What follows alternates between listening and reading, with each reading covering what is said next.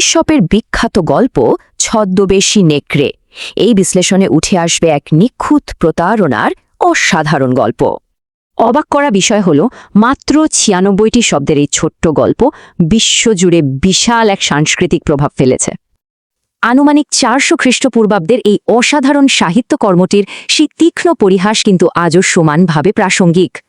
নেকড়ের মূল টার্গেট ছিল নীরবে ভেড়ার শিকার, আর এর জন্যই তার এই মোক্ষম অস্ত্র, ভেড়ার চামড়ার ছদ্মবেশ। প্রথমে চামড়া গায়ে জড়ানো, তারপর মাঠে পালের সাথে মেশা, আর শেষে রাতে খোঁয়ারে ঢুকে পড়া।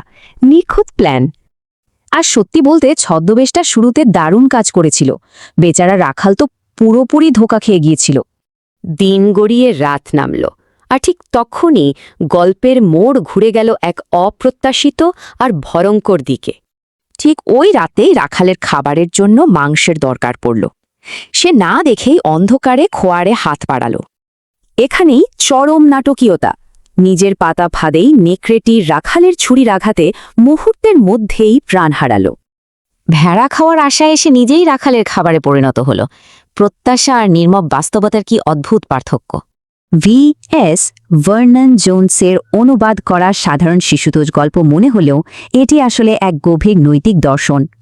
তাই শেষমেশ প্রশ্ন থেকেই যায়, একটি নিখুঁত ছদ্মবেশ কি শেষ পর্যন্ত পরিধানকারীকেই ধ্বংস করে দেয়?